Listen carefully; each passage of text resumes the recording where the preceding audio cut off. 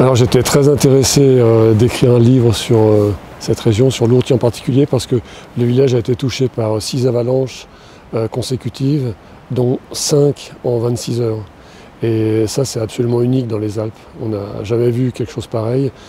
C'est des avalanches qui peuvent revenir en principe tous les 50 ans à peu près. Et là, elles revenaient avec un espace de temps de quelques heures. Donc ça, c'est absolument incroyable au niveau prévision d'avalanche, aménagement par avalanche. On ne voit jamais des choses pareilles. Non, on n'a jamais vu un tel phénomène. Alors en février 1999, il y a eu beaucoup d'avalanches qui ont touché des villages, mais c'était une avalanche qui arrivait sur un village et qui faisait des dégâts, des fois des victimes, mais une seule. Alors que là, il y en a eu 6, peut-être même une 7e qui serait arrivée encore dans la nuit, mais pas jusqu'au village, juste au-dessus. Et ça, c'est absolument extraordinaire, dans le sens, c'est pas ordinaire. Oui, alors l'avalanche, elle a eu beaucoup de caractéristiques étonnantes ici. Déjà, il y a une partie d'avalanche qui était de la neige dense, qui s'est coulée sur le sol, puis une partie qui était un aérosol, donc qui s'est coulée plutôt dans l'air. Et les deux écoulements étaient très éloignés l'un de l'autre. Ça, c'est aussi pas fréquent. Puis l'autre chose très étonnante, c'est que l'avalanche, quand elle est arrivée ici où on se trouve, elle a bifurqué, elle a suivi la route, elle est rentrée dans le village, et elle a suivi la route entre les maisons. Alors elle a détruit des voitures, mais par chance, elle a glissé entre ces maisons sans faire de plus gros dommages. Et ça aussi, c'est tout à fait étonnant. Parce qu'elle a fait un virage à 90 degrés ici. L'essentiel est parti dans le lit du torrent, mais il y a tout un bras qui était quand même important, plus de 5 mètres de haut, qui a suivi la route et qui est rentré dans le village. Ça aussi, c'est complètement étonnant, quoi. Alors le lecteur, il va déjà découvrir les événements.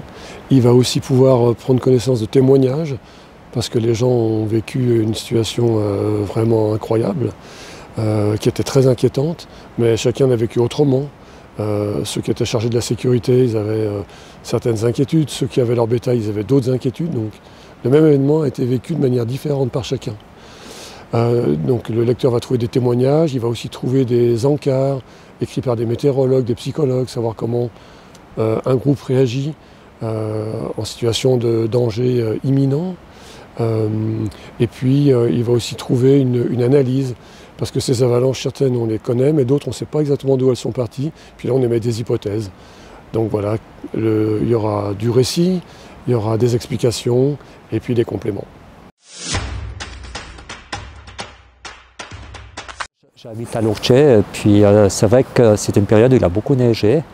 Et puis on se posait quand même des questions parce qu'on sait la pente qu'il y a dessus. Et puis quand il y a eu la première avalanche qui est venue en bas, qui est passée sous le pont, je suis venu regarder, voir un peu ce qu'il y avait. Et puis après ça a continué de descendre assez couramment. Et puis on se posait quand même pas mal de questions.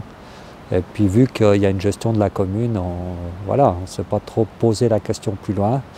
Et puis c'est un peu le dimanche, quand c'est descendu la première avalanche qui a coupé le pont, où c'est le 144 qui m'a appelé pour me dire « mais qu'est-ce qui se passe? On a plein de téléphones, il y a une avalanche qui est dans le village, mais on ne sait pas ce qui se passe, on ne sait pas s'il fallait évacuer les gens, qu'est-ce qu'il faut faire ». Et puis ils m'ont demandé de venir voir. Et puis c'est un peu comme ça que je suis arrivé ici. Et puis après que j'ai été discuter avec la cellule de crise pour demander d'évacuer le village, quoi.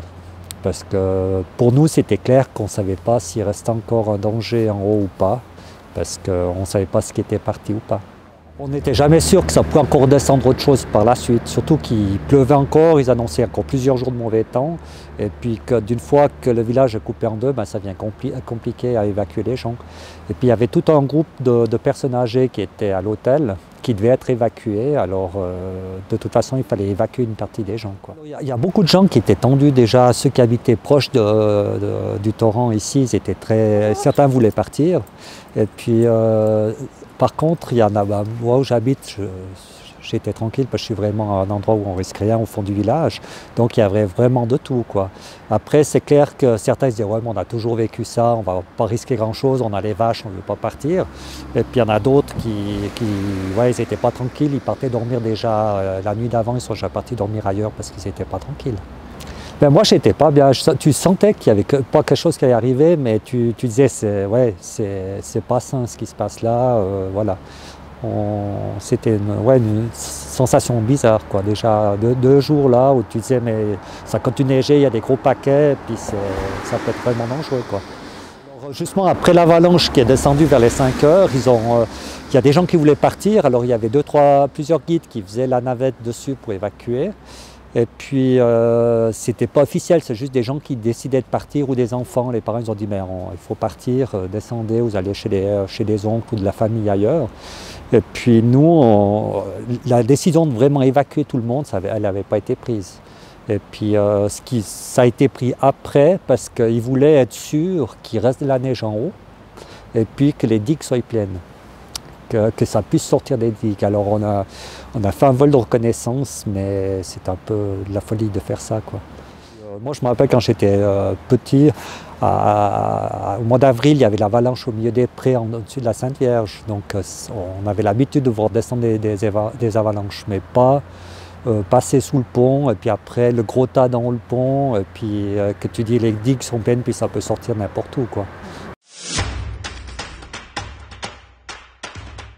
L'idée était d'introduire un peu l'ouvrage sur le phénomène qui est survenu en 99 par un aspect historique. Parce que c'est vrai qu'au fur et à mesure qu'on s'est intéressé au sujet des avalanches ou d'autres événements marquants du village, qui ont marqué le village de Lourtier, on s'est dit dans l'histoire, vraiment, il y avait des choses qui étaient importantes. L'aspect historique, après avoir discuté aussi avec Robert et puis Gérald, amenait quand même quelque chose en plus au livre pour justement expliquer que le village, par le passé, a été marqué par différents événements. Pas seulement celui de 99 qui était par contre extraordinaire au niveau du nombre d'avalanches en si peu de temps. Alors l'aspect iconographique de l'ouvrage, c'est vrai qu'on a essayé de rassembler des images qui n'avaient peut-être pas été forcément publiées dans les rapports ou dans les communiqués de presse ou qui ont suivi les événements de 99.